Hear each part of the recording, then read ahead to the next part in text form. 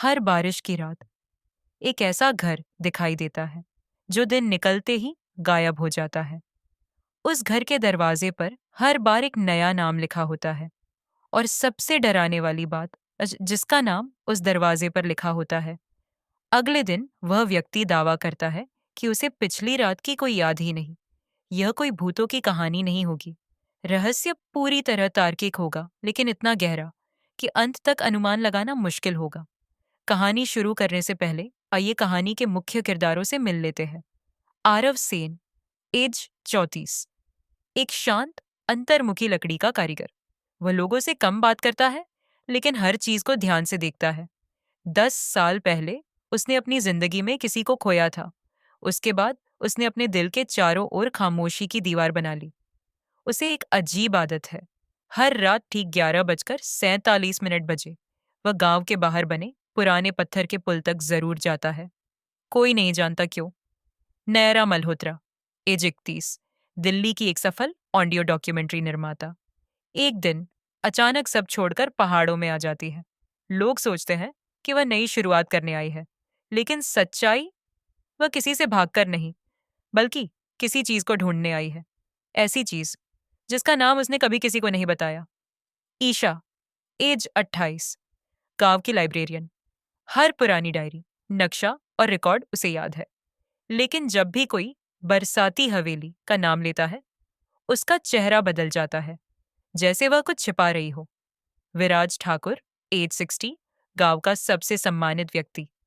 सब उसे भरोसेमंद मानते हैं, लेकिन उसके घर का तहखाना कभी किसी ने नहीं देखा। एपिसोड 1, जिस रात किसी ने उसका नाम लिया। अगर किसी रात बारिश तुम्हारा नाम लेकर तुम्हें पुकारे, तो कभी पीछे मुड़कर मत देखना, क्योंकि कुछ आवाजें इंसानों की नहीं होती और कुछ यादें हमारी अपनी नहीं होती। पहाड़ों में बारिश की आवाज़ शहरों से अलग होती है। वहाँ बारिश सिर्फ गिरती नहीं, वो बोलती है। पुराने देवदार के पेड़ों से टकराकर लौटती हवा, दूर घाटियों में गूंजती बिजली और लकड़ी के पुराने घरों की दीवारों पर पड़ती बूंदें, सब मिलकर जैसे कोई अधूरी कहानी सुनाते हो। उस रात भी बारिश वैसी ही थी, धीमी, ठंडी और असामान्य रूप से शांत। रात के ठीक 11:47 हुए थे। आरव सेन ने अपनी पुरानी दीवार घड़ी की ओर देखा। सुयाम वहीं थी जहां हर रात होती थी। उसने बिना कुछ सोचे अपनी ऊनी जैकेट उठाई, टॉर्च जेब में रखी और दरवाज़ा खोल दिया। बाहर धुंध इतनी घनी थी कि सामने खड़ा देवदार का पेड़ भी धुंधला दिखाई दे रहा था। गांव सो चुका था, सिर्फ बारिश जाग रही थी। आरव रोज इसी समय घर से निकलता था, 10 साल से। कभी 1 मिनट पहले नहीं, कभी 1 मिनट बाद नहीं। किसी ने उससे कभी नहीं पूछा कि वह कहाँ जाता है, और अगर पूछा भी तो उसने कभी जवाब नहीं दिया। पत्थरों से बनी सकरी पगडंडी उसे गांव के किनारे बने पुराने पुल तक ले गई। यह पुल अब इस्तेमाल नहीं होता था। उसके नीचे कभी नदी बहती थी। अब सिर्फ बारिश का पानी और चट्टानों से टकराती हवा की आवाज़ बची थी। आरव पुल के बीच जाकर रुक गया। उसने जेब से एक छोटा सा धातु का डिब्बा निकाला। डिब्बे के भीतर एक पुरानी चाबी रखी थी, जंग लगी हुई, बेहद साधारण, लेकिन वह उसे हर रात कुछ सेकंड तक हाथ में पकड़कर फिर वापस रख देता था, जैसे किसी वादे को निभा रहा हो। तभी बारिश की आवाज़ बदल गई। पहले लगा कि हवा तेज़ हुई है, फिर किसी ने बहुत धीमे से उसका नाम लिया। आरव, उसने सिर उठाया। चारों ओर कोई नहीं था, धुंध, बारिश और खाली पुल। उसने खुद से कहा, हवा है, लेकिन अगले ही पल वही आवाज़ फिर आई, इस बार थोड़ी सा। आरव, उसकी उंगलियां अनजाने में चाबी को कसकर पकड़ चुकी थीं। 10 साल में पहली बार उसे लगा कोई उसे देख रहा है। उसी समय करीब 5 किलोमीटर दूर पहाड़ की दूसरी सड़क पर एक टैक्सी धीरे धीरे चढ़ाई चढ़ रही थी। अंदर बैठी लड़की खिड़की से बाहर देख रही थी। उसका नाम था नैरा मल्होत्रा। दिल्ली की भीड़, हॉर्न और भागती जिंदगी को पीछे छोड़े हुए उसे 8 घंटे हो चुके थे। ड्राइवर ने रियर व्यू मिरर से उसकी तरफ देखा। मैडम, पहली बार आ रही है अंबर घाट? नैरा मुस्कुराई। हाँ, घूमने। कुछ सेकंड चुप रहने के बाद उसने जवाब दिया, शायद। ड्राइवर हंस पड़ा। यहाँ जो भी शायद लेकर आता है, वापस जाते समय उसके पास या तो जवाब होता है या फिर और भी ज्यादा सवाल? नैरा ने कुछ नहीं कहा। उसने बैग से एक पुरानी डायरी निकाली। डायरी के पहले पन्ने पर सिर्फ एक पंक्ति लिखी थी, अगर कभी सच ढूंढना हो तो अंबर घाट में पहली बारिश का इंतजार करना। बस इतना ही, न तारीख न नाम। यह डायरी उसे 6 महीने पहले एक बंद पड़े ऑडियो स्टूडियो के स्टोर रूम में मिली थी। वह वहाँ किसी और काम से गई थी, लेकिन उस दिन के बाद उसकी जिंदगी बदल गई। क्यों? इस सवाल का जवाब उसने किसी को नहीं बताया, यहाँ तक कि खुद से भी नहीं। टैक्सी गांव के छोटे से चौक पर रुकी। बारिश अभी भी जारी थी। चारों तरफ लकड़ी के घरों की खिड़कियों में पीली रोशनी झिलमिला रही थी। एक छोटा सा बोर्ड हवा में हिल रहा था। अंबर घाट में आपका स्वागत है। उसके नीचे किसी ने सफेद रंग से एक और लाइन लिखी थी, बारिश के बाद पीछे मुड़कर मत देखना। नैरा कुछ पल उस लाइन को देखती रही। यह किसने लिखा? ड्राइवर ने तुरंत नजरें फेर ली। पुरानी बात है मैडम। क्या बात? यहाँ लोग रात में ऐसी बातें नहीं करते। उसकी आवाज़ अचानक धीमी हो गई थी। उधर आरव अभी भी पुल पर खड़ा था। बारिश अब पहले से हल्की हो चुकी थी। उसने दोबारा चारों ओर देखा। कोई नहीं, लेकिन ज़मीन पर, जहाँ अभी कुछ सेकंड पहले कुछ भी नहीं था, वहाँ अब एक सफ़ेद फूल रखा था, ताज़ा, भीगा हुआ, और बिल्कुल वैसा जैसा इस मौसम में उस पहाड़ पर उगता ही नहीं था। आरव के चेहरे का रंग बदल गया। 10 साल पहले उसी तरह का एक फूल उसे आखिरी बार मिला था, उस रात जब उसकी पूरी दुनिया बदल गई थी। नैरा अपने किराए के छोटे से कॉटेज तक पहुंच चुकी थी। मकान मालकिन, लगभग 60 वर्ष की एक शांत महिला, ने दरवाज़ा खोला। तुम ही नैरा हो? जी। कमरा तैयार है, उन्होंने सामान अंदर रखते हुए अचानक पूछा। एक बात बताओ। जी। अगर रात में कोई तुम्हारा नाम लेकर बुलाए? नैरा मुस्कुराई। तो? बुजुर्ग महिला ने उसकी आंखों में देखते हुए कहा। जवाब मत देना। नैरा की मुस्कान धीरे धीरे गायब हो गई। क्यों? महिला ने सिर्फ इतना कहा, क्योंकि कभी कभी जो तुम्हारा नाम जानता है वह तुम्हें नहीं जानता। उस रात अंबर घाट में 3 लोग सो नहीं पाए। आरव, नैरा और गांव की पुरानी लाइब्रेरी में बैठी एक लड़की, जो एक मोटी रजिस्टर जैसी किताब के पन्ने पलट रही थी। उसका नाम था ईशा। अचानक उसकी नज़र एक पुराने रिकॉर्ड पर जाकर रुक गई। वर्ष 2016, बारिश वाली रात। लापता व्यक्ति आरव सेन। ईशा की सांस अटक गई। ये कैसे हो सकता है? आरव तो जिंदा था। वह पिछले 10 साल से इसी गांव में रह रहा था। फिर सरकारी रिकॉर्ड में उसे लापता क्यों लिखा गया था? उसी पल लाइब्रेरी की सारी लाइटें एक साथ बुझ गई। कमरे में घुप अंधेरा छा गया, और अंधेरे के बीच किसी ने बहुत धीरे से फुसफुसाया। तुमने यह पन्ना नहीं खोलना चाहिए था। एपिसोड 1, पार्ट 2, जिसे गांव भूल गया। लाइब्रेरी में घुप अंधेरा था। ईशा की उंगलियां अब भी उसी पुराने रजिस्टर पर टिकी हुई थी। कुछ पल पहले तक जो शब्द साफ दिखाई दे रहे थे, अब वे अंधेरे में जैसे किसी और दुनिया के लग रहे थे। 2016, लापता व्यक्ति आरव सेन। उसने गहरी सांस ली। कौन है वहाँ? कोई जवाब नहीं, सिर्फ छत पर गिरती बारिश और लकड़ी की पुरानी अलमारियों के सिकुड़ने की हल्की सी आवाज़। ईशा ने कांपते हाथों से अपनी जेब से छोटा सा टॉर्च निकाला। रोशनी की पतली किरण कमरे में फैली। कुर्सियाँ, पुरानी किताबें, धूल भरी अलमारियाँ, सब कुछ अपनी जगह था। लेकिन जिस कुर्सी पर कुछ सेकंड पहले कोई नहीं था, वहाँ अब एक पुराना भीगा हुआ लिफाफा रखा था। उस पर सिर्फ एक नाम लिखा था, ईशा। उसका गला सूख गया। उसने धीरे धीरे लिफाफा उठाया। भीतर केवल एक कागज़ था। उस पर नीली स्याही से लिखा था, अगर आरव को सच बता दिया तो इस बार कोई वापस नहीं आएगा। ईशा की आंखें फैल गईं। उसी क्षण बिजली वापस आ गई। कमरा फिर से रोशनी से भर गया। उसने तुरंत चारों ओर देखा।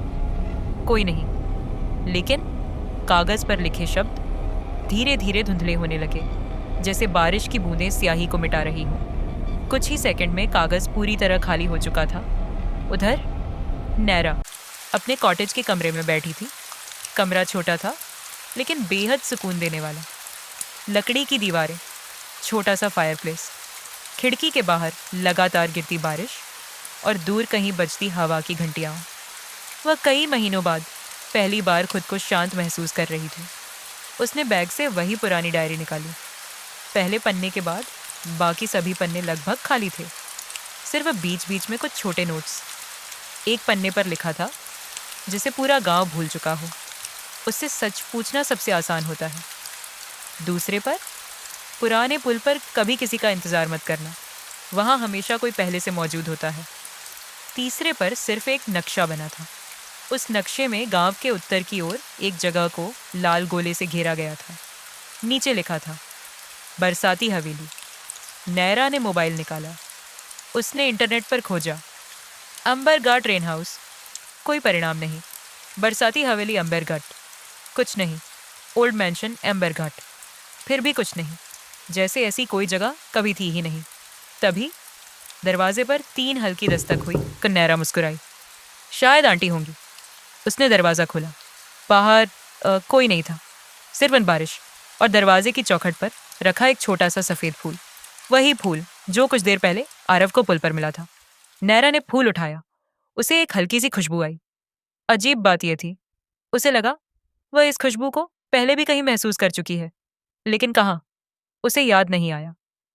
उधर आरव अपने घर लौट चुका था। उसने भीगा हुआ फूल मेज पर रखा।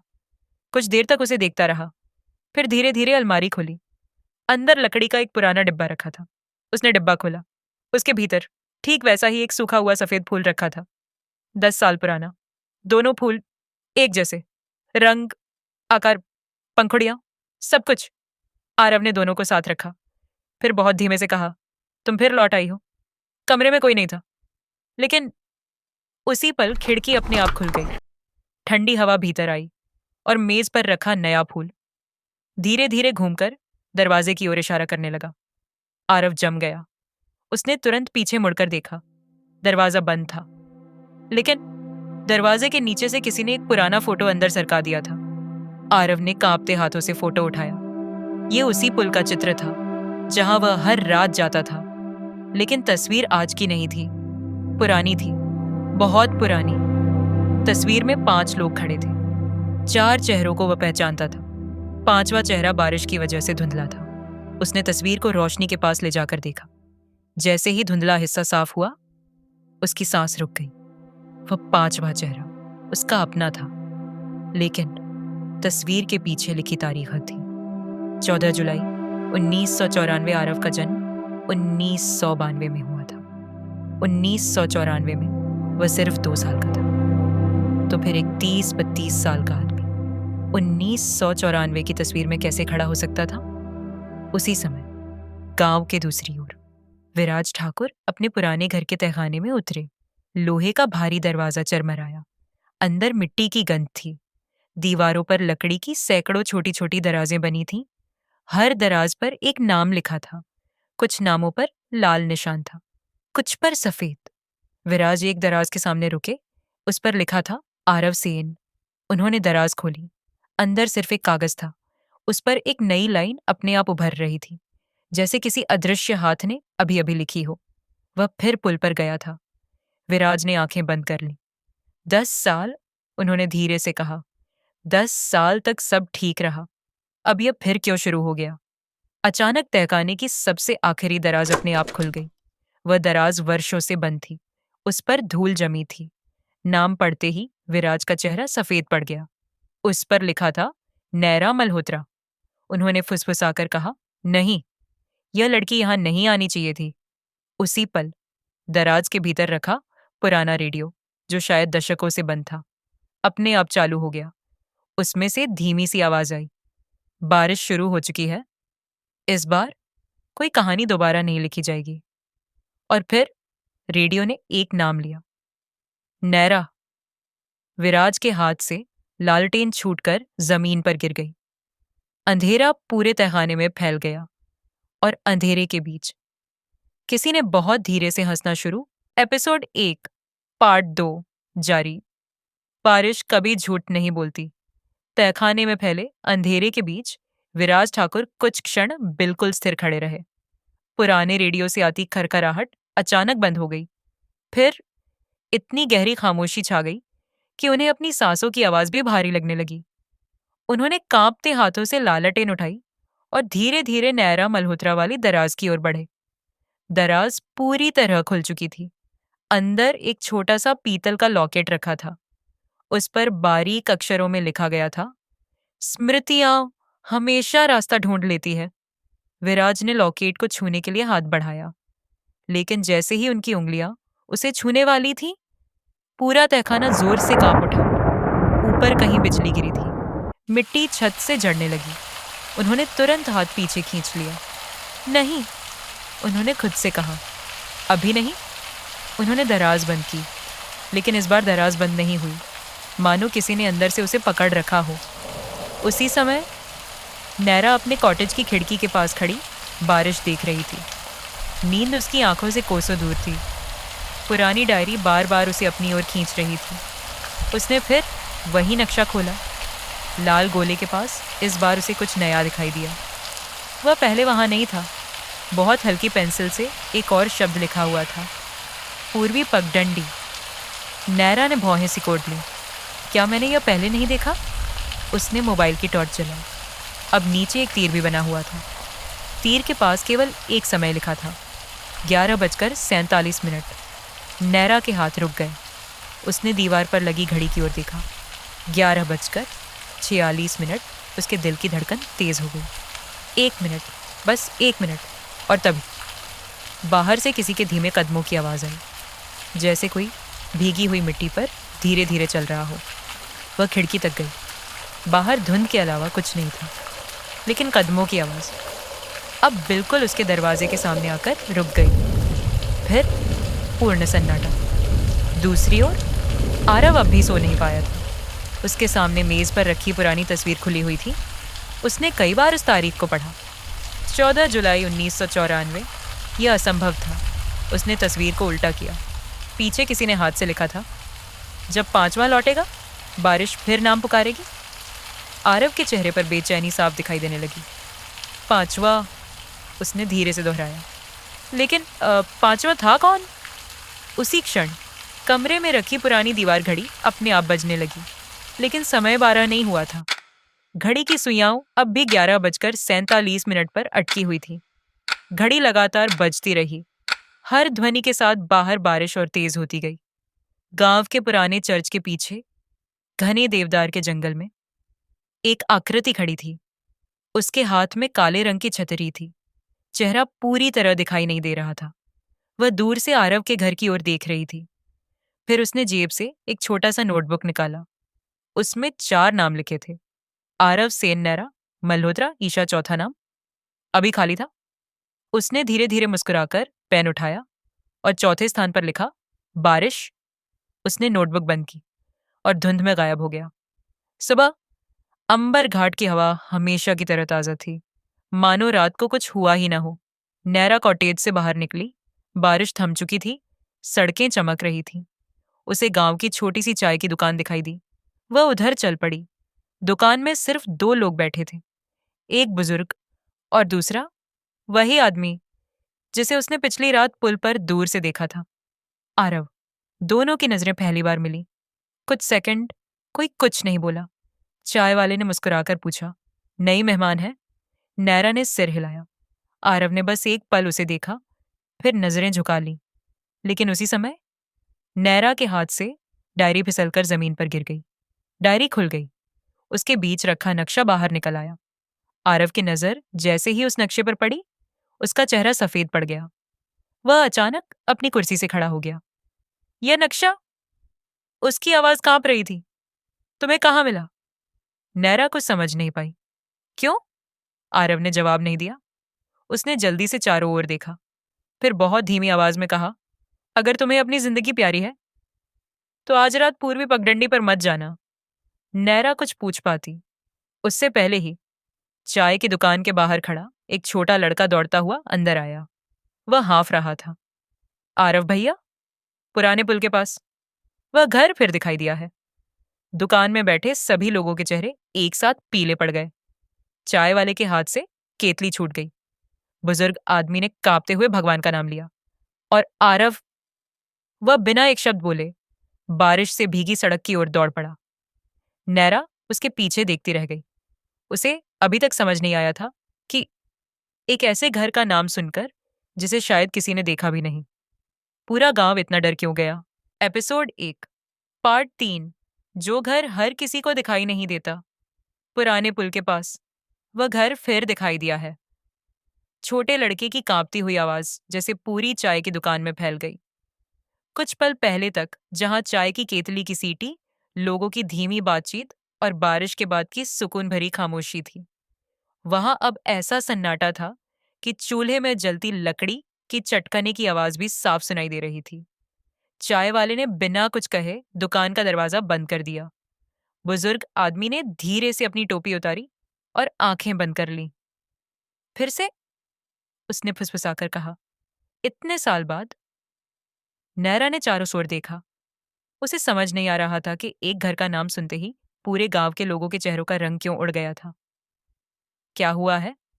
उसने धीरे से पूछा, लेकिन किसी ने जवाब नहीं दिया। आरव पहले ही बाहर निकल चुका था। वह तेज कदमों से पुल की ओर बढ़ रहा था। नैरा ने बिना कुछ सोचे अपनी डायरी उठाई और उसके पीछे चल पड़ी। शौकी कंस्टे। बारिश थम चुकी थी, लेकिन हवा में नमी अब भी घुली हुई थी। देवदार के पेड़ों से पानी की बूंदें लगातार नीचे गिर रही थीं। रास्ते भर आरव ने एक बार भी पीछे मुड़कर नहीं देखा। नैरा को बार बार लग रहा था कि वह उसे रोककर पूछे, तुम उस नक्शे को कैसे जानते हो? पूर्वी पगडंडी क्या है? और वह घर? लेकिन आरव के चेहरे पर ऐसा तनाव था कि उसने चुप रहना ही बेहतर समझा। करीब 10 मिनट बाद दोनों पुराने पत्थर के पुल के पास पहुंच गए। वहां पहले से ही 5-6 ग्रामीण खड़े थे। सबकी निगाहें पुल के उस पार थीं। नैरा ने भी उसी दिशा में देखा और उसकी सांस जैसे रुक गई। धुंध के बीच, जहां पिछली रात उसे सिर्फ खाली जंगल दिखाई दिया था, वहां अब सचमुच एक घर खड़ा था। पुराना, लकड़ी का, 2 मंजिला, जिसकी दीवारों पर काई जमी हुई थी। छत से बारिश का पानी अब भी टपक रहा था। खिड़कियों के भीतर पीली रोशनी जल रही थी। ऐसा लग रहा था जैसे अंदर कोई अभी भी रहता हो। लेकिन सबसे अजीब बात, उस घर तक जाने वाला कोई रास्ता नहीं था। वह जैसे जंगल के बीच अचानक उग आया हो। नैरा ने धीमी आवाज में कहा, यह कल यहां नहीं था? आरव ने उसकी तरफ देखे बिना जवाब दिया, यही तो समस्या है। मतलब, ये घर कभी होता है, कभी नहीं होता। नैरा ने सोचा, शायद वह मजाक कर रहा है, लेकिन उसके चेहरे पर जरा सी भी मुस्कान नहीं थी। भीड़ में खड़े एक बुजुर्ग ने कांपती आवाज में कहा, हमें वापस चलना चाहिए। दूसरे आदमी ने तुरंत सिर हिला दिया। हाँ, जितनी देर सूरज निकला है उतनी देर सुरक्षित है। अगर बादल फिर गिर गए तो। वह वाक्य पूरा किए बिना चुप हो गया। नैरा ने पूछा, आप लोग अंदर क्यों नहीं जाते? कोई जवाब नहीं। आरव ने पहली बार उसकी ओर देखा। उसकी आंखों में डर साफ दिखाई दे रहा था, क्योंकि जो पहली बार उस घर में जाता है वह कभी पहले जैसा लौटकर नहीं आता। नैरा ने हल्की सी हंसी दबाई। तुम सच में मानते हो कि कोई घर लोगों को बदल देता है? आरव ने गहरी सांस ली। मैं अंधविश्वास पर विश्वास नहीं करता। फिर? लेकिन मैं उन लोगों पर विश्वास करता हूं जो वहां से लौटे थे। वे क्या कहते थे? यही कि उन्हें याद नहीं कि अंदर क्या हुआ था। इतने में हवा का एक तेज झोंका आया। घर की दूसरी मंजिल की एक खिड़की धीरे धीरे खुल गई। सबकी नजर उधर उठ गई। पीले पर्दे हवा में लहराने लगे और सिर्फ एक पल के लिए नैरा को लगा खिड़की के पीछे कोई खड़ा है। एक औरत, सफेद कपड़ों में। चेहरा साफ दिखाई नहीं दे रहा था। उसने पलक झपकाई। आकृति गायब थी। तुमने देखा? नैरा ने फुसफुसाकर पूछा। आरव ने धीरे से सिर हिलाया। मैंने कुछ नहीं देखा, लेकिन उसकी मुट्ठियां कस चुकी थीं। अचानक गांव का वही छोटा लड़का जो खबर लेकर आया था आगे बढ़ गया। मैं देखकर आता हूं, उसने मासूमियत से कहा। रुको! आरव लगभग चिल्ला पड़ा, लेकिन तब तक लड़का पुल पार कर चुका था। वह धीरे धीरे उस घर की ओर बढ़ने लगा। भीड़ में किसी की हिम्मत नहीं हुई उसे रोकने की। सब बस सांस रोके देखते रहे। जैसे जैसे वह घर के पास पहुंचा, हवा ठंडी होती गई। पक्षियों की आवाजें बंद हो गईं। जंगल एकदम शांत हो गया। लड़के ने दरवाजे तक पहुंचकर हाथ बढ़ाया। उसकी उंगलियां लकड़ी के पुराने दरवाजे को छूने ही वाली थीं कि धड़ाम, दरवाजा अपने आप खुल गया। अंदर गहरा अंधेरा था, कुछ दिखाई नहीं दे रहा था। लड़का डरकर एक कदम पीछे हटा। फिर उसने गर्दन अंदर झुकाकर देखा। 1 सेकंड, 2 सेकंड, 3 सेकंड, और फिर उसने मुस्कुराना शुरू कर दिया, बिना किसी वजह के। धीरे धीरे उसकी मुस्कान और चौड़ी होती गई, इतनी चौड़ी कि भीड़ में खड़ी एक औरत चीख उठी, उसे वापस बुलाओ।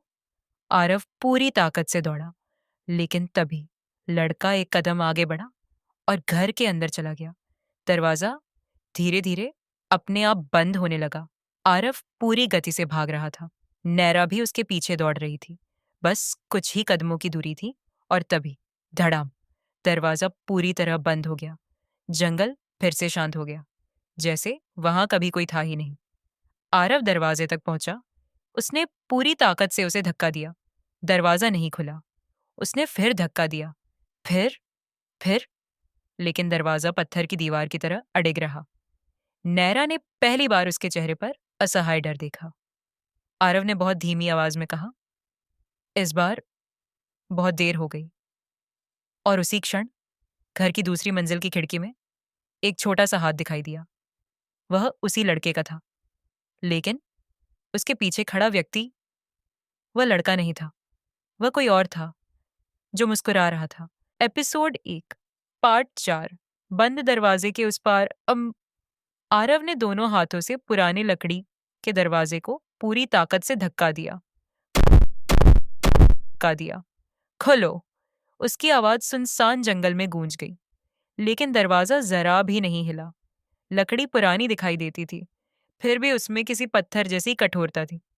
नैरा भी हाँफती हुई उसके पास पहुंची। उसने दरवाजे पर हाथ रखा। लकड़ी बर्फ जैसी ठंडी थी, इतनी ठंडी कि उसकी उंगलियां सुन्न होने लगी। यह इतना ठंडा कैसे हो सकता है? उसने धीरे से कहा। आरव ने कोई उत्तर नहीं दिया। वह पूरी ताकत से फिर दरवाजे को धक्का देने लगा। हर वार के साथ जंगल में बैठे कौवे उड़ जाते, लेकिन दरवाजा नहीं खुलता। उधर गांव वाले पुल के इस पार खड़े थे। कोई भी आगे आने की हिम्मत नहीं कर रहा था। चाय वाला सबसे पीछे खड़ा बुदबुदा रहा था, उसे छोड़ दो। जो अंदर चला गया वह अब वापस नहीं आएगा। चुप रहिए, नैरा ने पहली बार ऊंची आवाज में कहा। एक बच्चा अंदर गया है, हम उसे ऐसे नहीं छोड़ सकते। बुजुर्ग व्यक्ति ने कांपते हुए सिर उठाया। बेटी, हमने पहले भी कोशिश की थी, 20 साल पहले। उसकी आंखें भर आईं। हम 5 लोग गए थे, लौटे सिर्फ 4, और जो लौटे उन्हें अपना नाम तक याद नहीं था। नैरा ने अविश्वास से उसकी ओर देखा। क्या मतलब? उनकी सारी यादें जैसे किसी ने मिटा दी हो। हवा अचानक और ठंडी हो गई।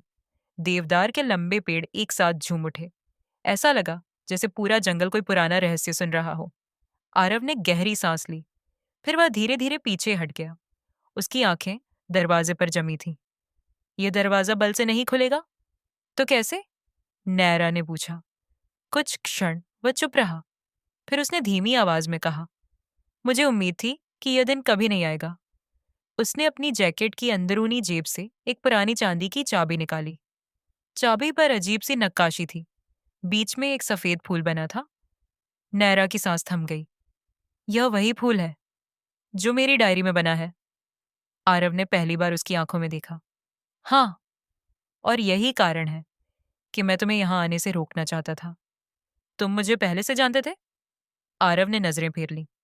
नहीं, लेकिन तुम्हारा नाम मैं कई सालों से जानता हूं। नैरा के भीतर जैसे सैकड़ों सवाल एक साथ जाग उठे।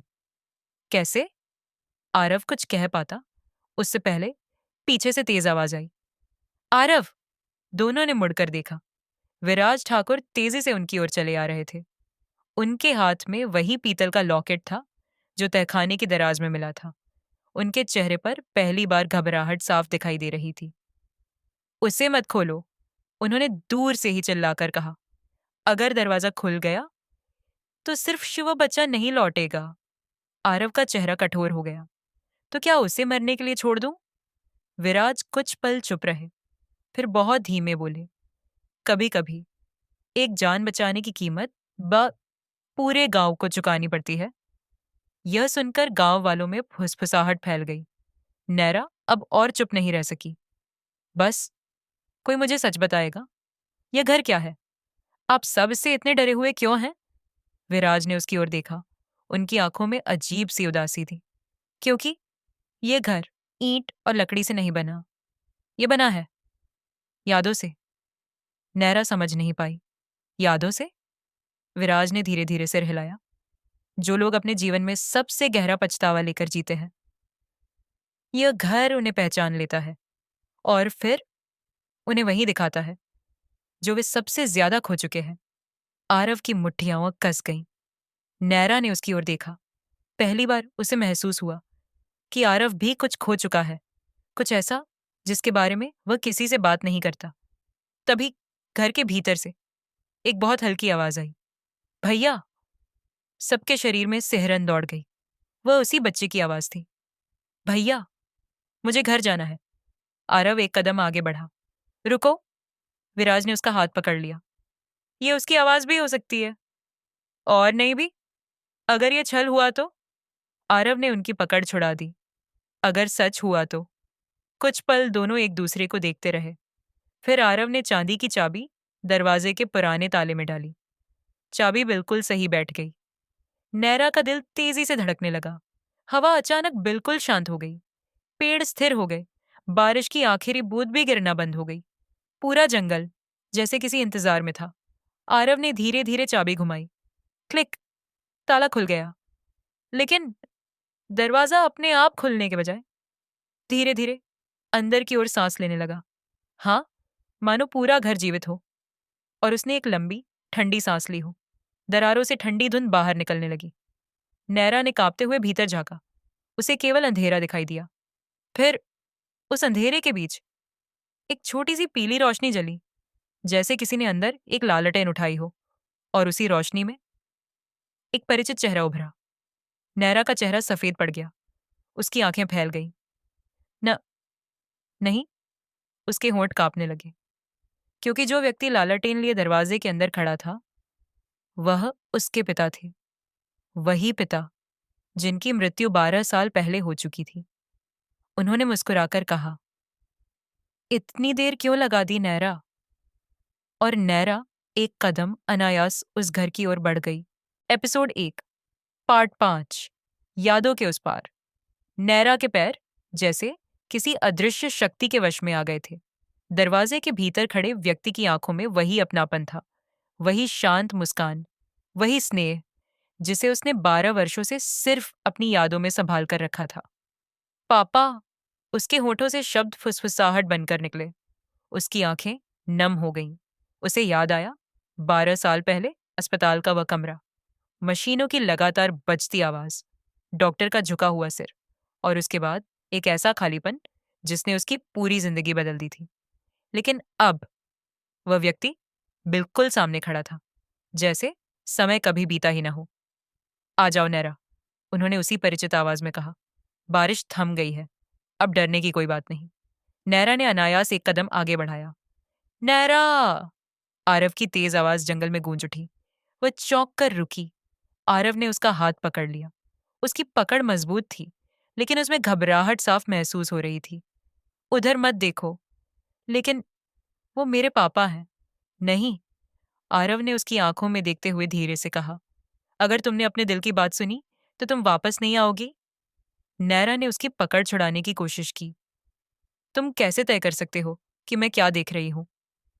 आरव कुछ क्षण चुप रहा। फिर उसकी आवाज धीमी पड़ गई। क्योंकि मैं भी एक बार यही गलती कर चुका हूं। जंगल में खामोशी फैल गई। दूर कहीं एक कौवा काव काव करके उड़ गया। नैरा ने पहली बार आरव के चेहरे को ध्यान से देखा। उसकी आंखों के नीचे गहरी थकान थी, जैसे कई रातों से उसने ठीक से नींद न ली हो, जैसे वह किसी ऐसे बोझ को ढो रहा हो जिसे किसी से बांट नहीं सकता। तुमने क्या देखा था? नैरा ने धीरे से पूछा। आरव ने तुरंत जवाब नहीं दिया। उसने नजरें उस घर पर टिकाई। फिर बोला, मैंने अपनी छोटी बहन को देखा था। नैरा स्तब्ध रह गई। वह तब सिर्फ 10 साल की थी। एक बरसाती शाम वह जंगल में खो गई। 3 दिन बाद उसका बैग मिला, लेकिन वह कभी नहीं मिली। उसने गहरी सांस ली। कुछ महीनों बाद पहली बार ये घर मेरे सामने आया। दरवाजा खुला और अंदर वही खड़ी थी। उसकी आवाज भर्रा गई। वह हंस रही थी, बिल्कुल वैसे ही जैसे बचपन में हंसती थी। उसने कहा, भैया मैं यही हूं, मुझे घर ले चलो। आरव की आंखें भीग गईं। मैं अंदर चला गया। फिर? नैरा ने लगभग सांस रोककर पूछा। आरव ने धीरे से सिर झुका लिया। मुझे नहीं पता। जब होश आया, मैं पुल के बाहर पड़ा था। पूरा एक दिन बीत चुका था और मुझे याद ही नहीं था कि मैं अंदर क्या देखकर आया था। नैरा के भीतर जैसे कुछ टूट गया। अब उसे समझ आने लगा था कि यह डर अंधविश्वास नहीं, किसी गहरे अनुभव से पैदा हुआ था। उसी समय घर के भीतर खड़े उसके पिता फिर मुस्कुराए। तुम हमेशा दूसरों की बात मान लेती थी, आज भी वही करोगी? उनकी आवाज पहले जैसी ही थी, लेकिन इस बार नैरा ने गौर किया। उनके होंठ मुस्कुरा रहे थे, पर उनकी आंखें नहीं। उनकी आंखें बिल्कुल स्थिर थीं, जैसे किसी चित्र की। उसके भीतर अचानक एक सिहरन दौड़ गई। पापा, उसने धीरे से कहा, अगर आप सच में मेरे पापा हैं तो मुझे वह कहानी सुनाइए जो आप हर जन्मदिन पर सुनाते थे। कुछ पल के लिए पूरा वातावरण थम गया। घर के भीतर खड़ा व्यक्ति शांत रहा। फिर उसके चेहरे की मुस्कान धीरे धीरे फीकी पड़ने लगी। उसकी आंखों में अजीब सी खाली चमक उभर आई और अगले ही पल उसने बिना पलक झपकाए कहा, अंदर आओ। बस यही 2 शब्द। कोई कहानी नहीं, कोई याद नहीं, कोई अपनापन नहीं। नैरा एक कदम पीछे हट गई। उसकी सांसें तेज हो गईं। ये मेरे पापा नहीं है। आरव ने बिना कुछ कहे उसका हाथ और कसकर पकड़ लिया। विराज ठाकुर ने पहली बार राहत की सांस ली।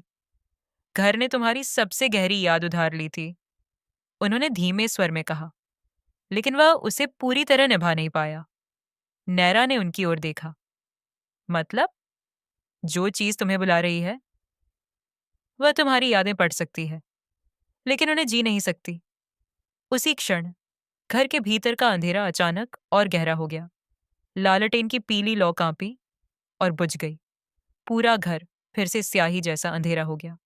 लेकिन दूसरी मंजिल की एक खिड़की में वह छोटा लड़का दिखाई दिया। वह शीशे पर हथेली रखे खड़ा था। उसकी आंखों में आंसू थे। उसने बहुत धीरे से होंठ हिलाए, मदद। और फिर खिड़की के पीछे किसी लंबी काली परछाई ने उसका कंधा पकड़ लिया। लड़का अचानक पीछे खिंच गया। उसकी चीख जंगल में गूंज उठी, आरव भैया। चीख एक पल में टूट गई। खिड़की फिर खाली हो गई। जंगल पर ऐसी खामोशी उतर आई मानो अभी अभी किसी ने सारी आवाजें अपने भीतर समेट ली हों। आरव की मुट्ठियां भींच गईं। उसने एक निर्णय ले लिया था। अगर मैं आज नहीं गया तो ये बच्चा कभी वापस नहीं आएगा। विराज ने उसकी ओर देखा। और अगर तुम गए तो शायद तुम भी नहीं लौटोगे। आरव ने पहली बार हल्की मुस्कान दी। कुछ दरवाजे डर से नहीं खुलते, जिम्मेदारी से खुलते हैं। उसने चांदी की चाबी अपनी मुट्ठी में कस ली और बरसाती हवेली की दहलीज की ओर पहला कदम बढ़ा। एपिसोड 1, पार्ट 5, बरसाती हवेली की पहली सांस। आरव ने अपनी मुट्ठी में कसकर पकड़ी। चांदी की चाबी को एक बार फिर देखा। उसकी उंगलियां हल्के हल्के कांप रही थीं। नैरा पहली बार समझ पा रही थी कि यह डर किसी भूत या अंधविश्वास का नहीं था, बल्कि उन यादों का था जिनसे आरव वर्षों से भागता रहा था। बरसाती हवेली का विशाल लकड़ी का दरवाजा आधा खुला था। अंदर ऐसा अंधेरा था जैसे रोशनी ने कभी उस जगह को छुआ ही न हो। हवा बाहर से भीतर नहीं जा रही थी, बल्कि ऐसा महसूस हो रहा था जैसे हवेली अपने भीतर की ठंडी सांसें बाहर छोड़ रही हो। देवदार के पेड़ अचानक बिल्कुल शांत हो गए। बारिश रुक चुकी थी। जंगल में एक भी पक्षी की आवाज नहीं थी। सिर्फ दूर कहीं किसी पुराने लोहे की जंजीर के हिलने जैसी धीमी खनखनाहट सुनाई दे रही थी।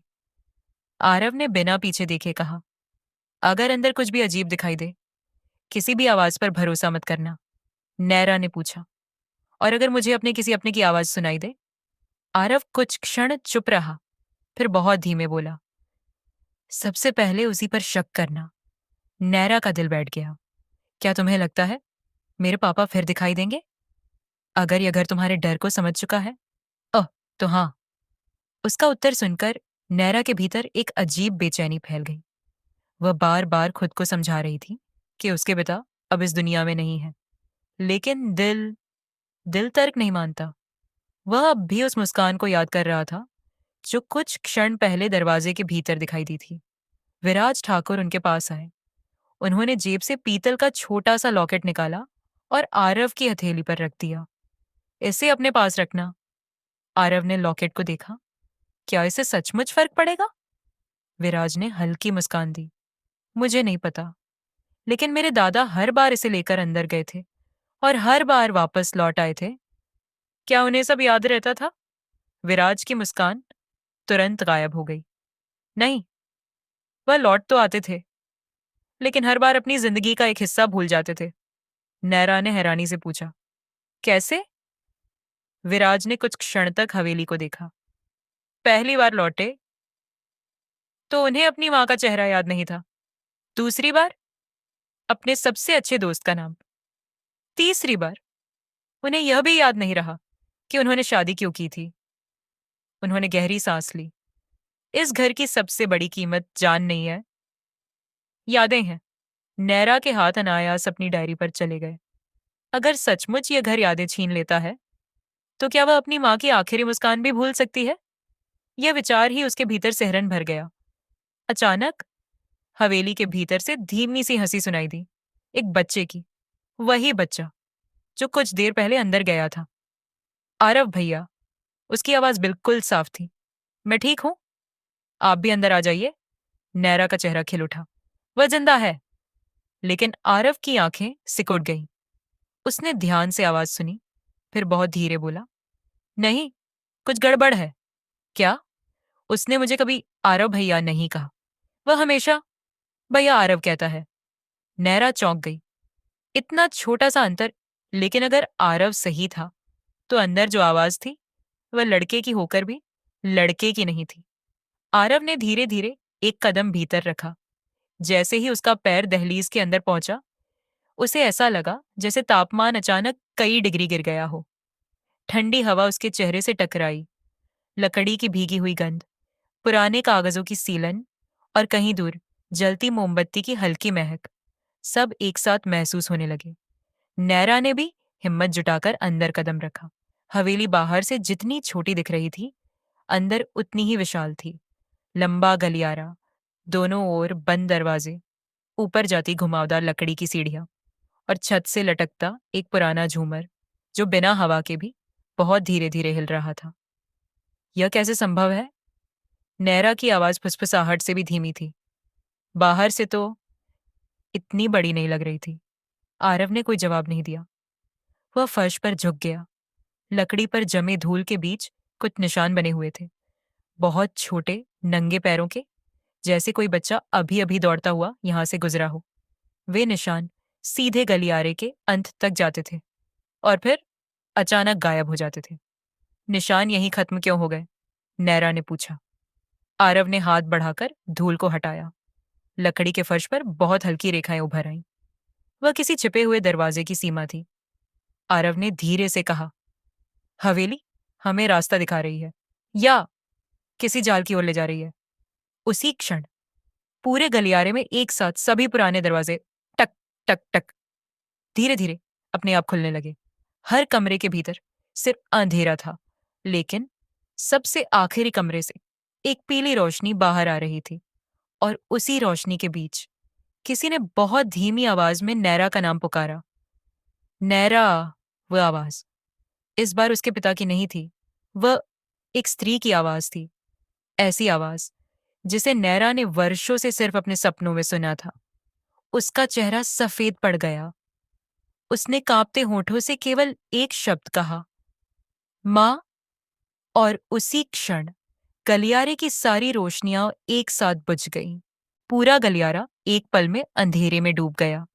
इतना घना अंधेरा कि नैरा को अपने सामने खड़े आरव का चेहरा भी दिखाई नहीं दे रहा था। उसने सहज ही अपना हाथ आगे बढ़ाया।